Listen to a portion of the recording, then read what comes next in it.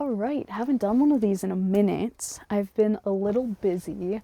And no, it doesn't look like it right now, but I did move into the van. But I was also kind of stupid when I did that because I drove out to Colorado in the middle of winter, or the beginning of winter, very end of November, and I did not install my diesel heater yet. So I am crashing at a friend's while I install. The books I'll be discussing in this video specifically will be The Secret History by Donna Tartt and Meditations by Marcus Aurelius. If you've read either of these books, let me know in the comments, or if they're on your TBR, let me know what you're looking forward to the most about them. I'm going to talk about The Secret History first, and then later on I'll get into how reading something like this actually helped me understand the characters in this book better. Because, and just throwing it out there, philosophy is not a genre that I normally read, but going into 2026 and on, I want to become more well-read, so I'm dabbling in things that I normally wouldn't pick up. The Secret History. This was a really interesting one for me because I think this was one of the first books that I actually had FOMO from while being on the internet, especially going into cozy season like October, November. There were a lot of people that would just reference this book, and I saw a lot of aesthetic posts referring to this, and it just got me really curious. And on the back, it just kind of heightened my curiosity. Oh, maybe it's something I could read.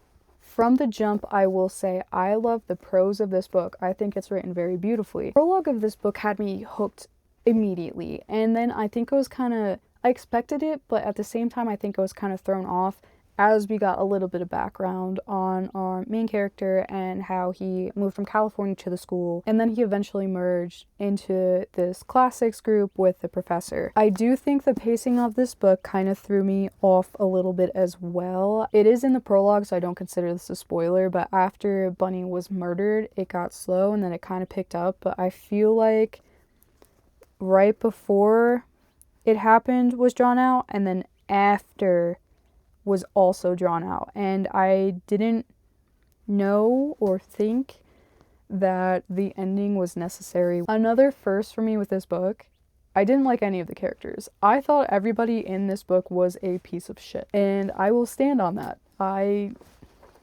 There was just nobody that I liked. I even tabbed this one page that should have given me insights onto how this was gonna go. And I quote, page 66, "Hampton's the last place on earth for the worst people in the world," said Camilla, laughing. "Oh, come on now," I said. "Well, in a way, I think it's true," said Charles. "Half the people here are here because nowhere else would let them in. Not that Hampton's not a wonderful school. Maybe that's why it's wonderful. Take Henry, for instance. If Hampton hadn't let him in, he probably wouldn't have been able to go to college at all."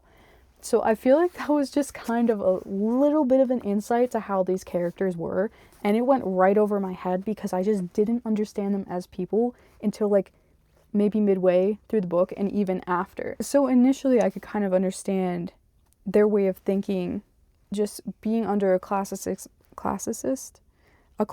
professor, and just consistently reading philosophy books, studying ancient Greek, ancient Rome. I think that's really cool. I also think I would get a huge headache if that was all that I read. And I truly do think if you read something that much and you're just so focused on it, you tend to actually start to be that way. With the amount of time that they spent reading about ancient Rome, ancient Greece, just philosophy in general, I am not surprised that they think the way that they do.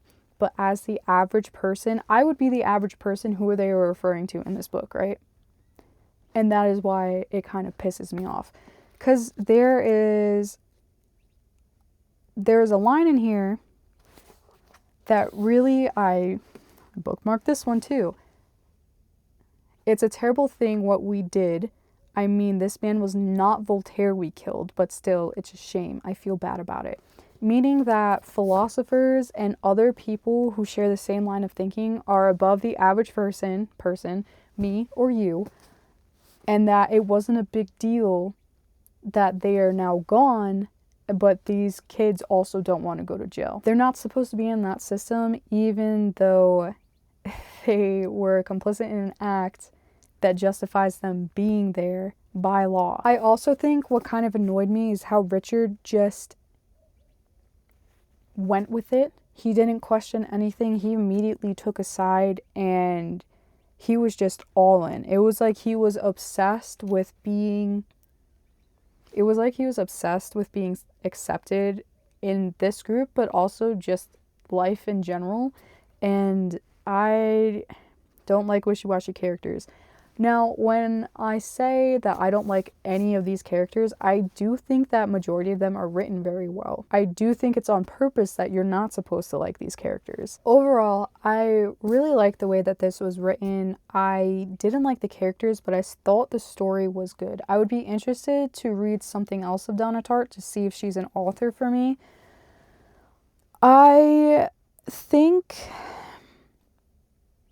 think I did enjoy this, but it wasn't one of my favorites. And I say that looking back now because I did, like I said, read Meditations. And I know it's not Socrates or Voltaire that's mentioned specifically in this book, but just having a little bit of insight to how people think. After reading this, it's why I said I could understand why they think the way that they do, if this is all the kind of things that they read. And from what I'm told, my little sister recommended this to me. She said it was a great place to start, especially because if you did not know, Marcus Aurelius was an emperor, and this was not supposed to be published. So this is more of his raw thoughts on life. Just whatever he was thinking is in this book. And I have to give him major kudos again, because if someone took one of my journals where I just wrote about what I was thinking, they would probably think me clinically insane, a genius, or just plain stupid. Like, there's no... Yeah. I couldn't imagine one of my journals being published. But after reading this, I kind of understand why they think that the way that they did. And I also think that's kind of why they were disappointed with their professor, because when push came to shove, he didn't live or abide by everything that he taught or what he said he believed in and what he thought was to be the perfect way of life. And he had these students thinking he was godlike, which I think is common in this line of thinking. I might be assuming, probably shouldn't do that, but I could see why they were disappointed with their professor. I still think they're all assholes. So going into Meditations, if you have not read this, again, Marcus was an emperor. This was not supposed to be published, and this version is 122 pages. And I will say this was not the easiest read for me. I haven't read something like this longer than a passage, but that was also back in high school. It was a long read for me, but it was still a good read. There are some gems in this book. I had to be able to step back and digest what I read and then be able to continue. Because it's some things that I read, it just really made me think, or I would read too much and my mind would start to wander and then I would forget what I read. This was one of those books for me, but I'm glad that I finished. There are more than a few good lines in here. I have often wondered how it is that everyone loves himself more than anyone else, but rates his own judgment of himself below that of others. That was one. What then is to be valued? Applause? No. Not therefore the applause of tongues either. The praise of the masses is the mere rattle of tongues. Your mind will take on the character of your most frequent thoughts. Souls are dyed by thoughts. There are just so many little gems that I had to sit for a while after reading this. There were a few consistent themes throughout the 12 books, and one of them was how you should not seek approval from other people, especially if you don't think that they're good people.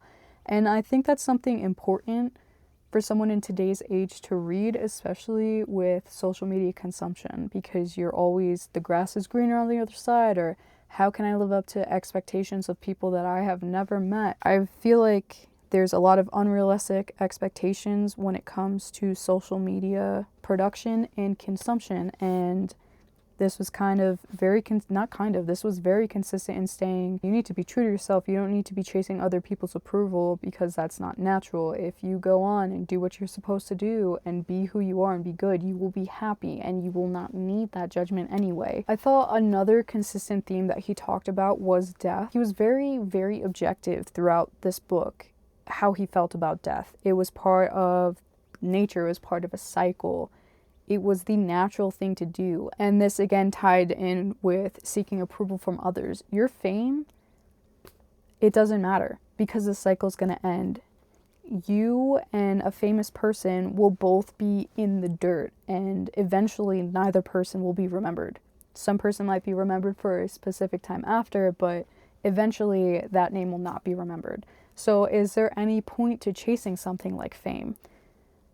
He spoke of a lot of negatives that came with it, how it can alter someone's perception or their reality and maybe just make them not act like themselves. Another thing that he was very consistent about is believe what you see in a person. I think it was something, one of the examples was if it is something about a fig tree and then it dropping figs. Like, you should not be surprised a fig tree is dropping figs. You should not be surprised by a bad person doing bad actions, is essentially what he says. One thing that I couldn't get behind, I feel like, is how if someone does you wrong, you just need to forgive them, forget them, and then move on, and then your life will be better. Because I don't personally think that's how that works. Admittedly, I can be kind of petty. Forgive and forget. What if it's something major? Like, yes, you can know that that person who did a bad act is bad, and it reflects on their actions. It's like a whole little cycle. Like, it makes sense, but that doesn't mean I have to sit there and accept it right away. I don't know, like, I know stages of grief, whatever, lasting acceptance, it happens, sure, but to just move on, I think, and be objective about it, for me, I don't think I could ever do it, because if it was that bad, I think it would be altering, and I would have to do a lot of work to be okay with it, not even to just forgive what happened, just to be okay with it. So I think that was another thing too that came up pretty consistently, and why I had to sit there and think and just compare. Like, look at that. Kindness is invincible if it is not sincere, not fawning or pretense. What can the most aggressive man do to you if you continue to be kind to him? I can think of a lot personally. That's just me. I think my camera's dying. So this will probably be my last thought. One thing I did notice when initially you read book one, it's basically a list of people and what he gained from that person, what he remembers that person by, and how he should kind of emulate them. So that was book one, and initially I thought he was just saying each person is a collection of experiences from people that they meet throughout their lives. So you basically take the best of each person and try to emulate that specifically and make that a part of your personality and try to make it consistent. But then in book 6, there's a line that says, "There's nothing so cheering as the stamp of virtues manifest in the characters of colleagues, and the greater the collective incidents, the better, so keep them ready to hand." That I looked at and was curious about, and my sister also, this is my sister's book if I didn't say that before, my sister also wrote, was he trying to cheer himself up when he wrote these praises about the people around him? And it just makes you curious because you want to believe that you're a good person. You want to believe that you're doing good. And another common thing people say is you are who your friends are. You are who you surround yourself with. So if you continue to praise and see the good in those people, it's like an if therefore. If these are good, if therefore, I think that's the one. I am hanging out with good people, therefore I am good kind of deal. My camera is most definitely dying, but I just wanted to, I just wanted to yap about this book a little more. Would I recommend The Secret History? This is a strong maybe for me. It will highly depend on what I know you like to read specifically. And if you don't know what this is about, I would highly suggest looking into this and then reading a little bit of the start of the book before buying. Would I recommend Meditations? I would say yes, even though this is not a genre that I normally read, but I'm going to get into. Even though this took me a while to get through, I still think this was a good starting place for me, and I liked how raw this was comparatively to other people who were writing philosophy for a job. I don't know if that sentence even was correct. Yeah, I just wanted to yap. It's been a while. Again, let me know your thoughts in the comments, and I will see you next video.